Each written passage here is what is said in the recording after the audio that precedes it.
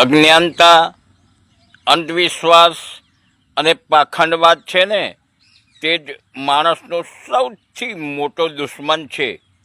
શિક્ષણ જે હોય છે, શિક્ષાથી જ, અભ્યાસથી જ માણસ સ્વતંત્ર બને છે. જો તમારે આ દુનિયામાં સાચું શું છે તે જાણવું હોય ને, તો આ જે જુઠ્ઠા અને ખોટા ભગવાનો, દેવી દેવતાઓ છે ને, તેને તમારે પહેલાં ભૂલવા પડશે. તો જ આ દુનિયાની અંદર સાચું શું છે તે તમે સમજી શકશો. મોટા મોટા મંદિરોની અંદરથી મૂર્તિઓ ચોરાઈ જાય છે અને ભક્તો જે છે ને તે કહે છે કે ભગવાન આપણી રક્ષા કરશે, ભગવાન અમારી રક્ષા કરશે. અરે મૂર્ખો, જે પોતાનું રક્ષણ નથી કરી શકતા તે તમારું રક્ષણ કઈ રીતે કરશે? અંધવિશ્વાસ અને પાખંડમાંથી બહાર નીકળો અને તાર્કિક બનો, તર્ક કરો. જ્યાં તમે સવાલ નથી કરી શકતા ને, સવાલ નથી પૂછી શકતા, તે ધર્મ નહીં પરંતુ ગુલામી છે. જેમ કે તમે પૂછી નથી શકતા, શું માણસ પર હાથીનું માથું બેસે? તમે પૂછી નથી શકતા કે શું જમીનમાં ઘડો દાટેલો હોય તો તેમાંથી બાળક ઉત્પન્ન થાય? તમે એવું નથી પૂછી શકતા કે શું દરિયાની અંદર ડૂબી ગયેલા વહાણ જે હોય, જહાજ, તે પ્રસાદી લેવાથી પાછા કિનારે પર આવી જાય? આવા સવાલો જ્યાં તમે નથી પૂછી શકતા ને, તે ધર્મ નહીં પરંતુ એક જાતની ગુલામી જ છે, માનસિક ગુલામી. સ્ત્રીઓનું સૌથી વધારે શોષણ જો કોઈએ કર્યું હોય તો તે ધર્મોએ કર્યું છે. તમામ પ્રકારના જે ધર્મ છે, તમામ ધર્મો છે, તેમાં સ્ત્રીઓનું સૌથી વધારે શોષણ થતું હોય છે. તેમ છતાં પણ સ્ત્રીઓ હર હંમેશને માટે ધાર્મિક કાર્યોમાં જ વધારે પડતી રચી પચી રહેતી હોય છે. હું ઈશ્વર કે ભગવાન તેમજ દેવી દેવતાઓથી ડરતો નથી. હું ડરું છું ફક્ત ઈશ્વર, ભગવાન અને દેવી દેવતાઓને માનવાવાળાથી. નાસ્તિકનો મતલબ, નાસ્તિકનો અર્થ એવો થાય છે કે સાચું જાણવાવાળો. અંધવિશ્વાસ અને પાખંડમાં નથી માનતો. સાચું જાણવાવાળો, સાચે રસ્તે ચાલવાવાળો અને સાચું બોલવાવાળો, તે જ નાસ્તિક હોય છે. ખોટી વાતોનો વિરોધ, કોઈ પણ ખોટી બાબત હોય તો તેનો વિરોધ સમય પર કરવો જ જોઈએ, સહન ન કરવું જોઈએ. જો તમે સમય પર વિરોધ નહીં કરો અને યુધિષ્ઠિરની માફક સહન કરતા જ જશો ને, તો ગમે ત્યારે મોટું મહાભારત સર્જાઈ શકે છે. કોઈએ કહ્યું છે કે રોટલી હોય કે સત્તા બદલવી જોઈએ. રોટલીને જો તમે ન બદલો, પાછું ન પલટો, તો તે બળી જતી હોય છે. એટલે રોટલીનું પાછું પલટવું પડે છે, બદલવું પડે છે.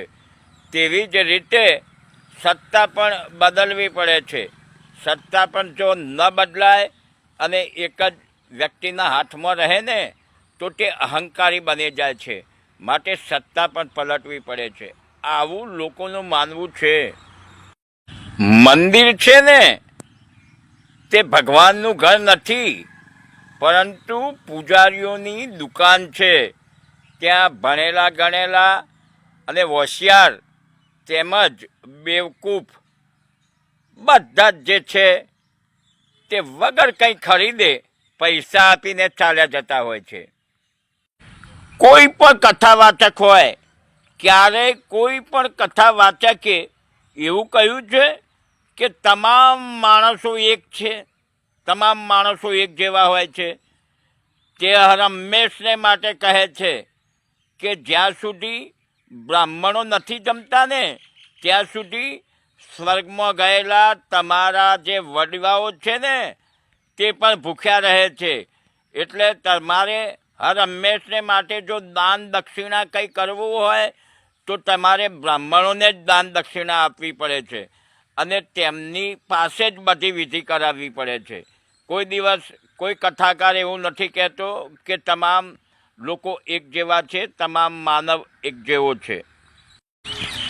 ઘોડા, ભેંસ, ઊંટ જેવા પ્રાણીઓ છે તેના નામે કોઈ દિવસ ફાળો ઉઘરાવવામાં આવતો નથી, તો પણ તે બહુ મસ્તીથી ટેસ્ટથી જીવે છે. અને ગાયના નામે હર હંમેશને માટે ફાળો ઉઘરાવવામાં આવે છે.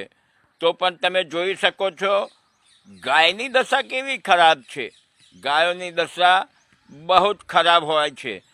રોડ પર કાગળો ખાતી હોય છે, પ્લાસ્ટિકના કાગળો ખાતી હોય છે ને ગંદકીમાં ફરતી હોય છે. ફાળો ઉઘરાવે છે તો પછી ગાયની દશા આટલી ખરાબ કેમ?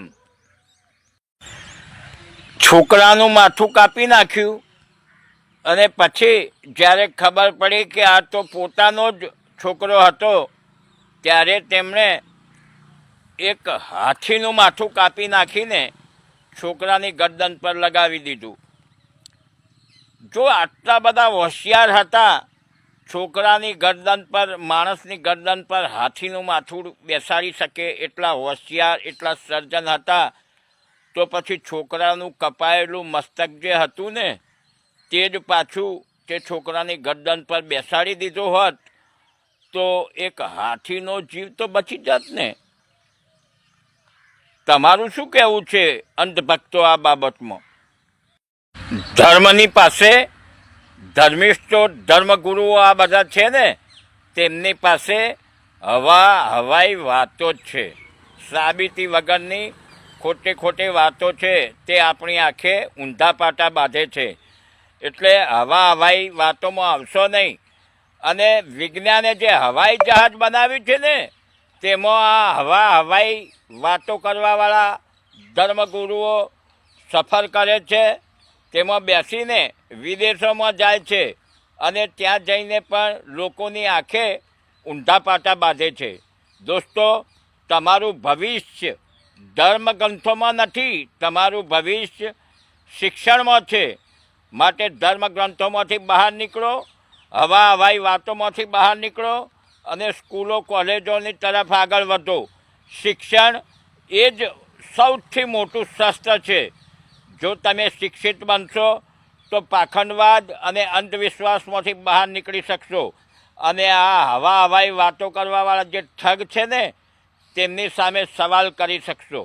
વાત સમજવા જેવી છે દોસ્તો. ન સમજાય તો ફરી સાંભળો, સમજો અને હોશિયાર બનો.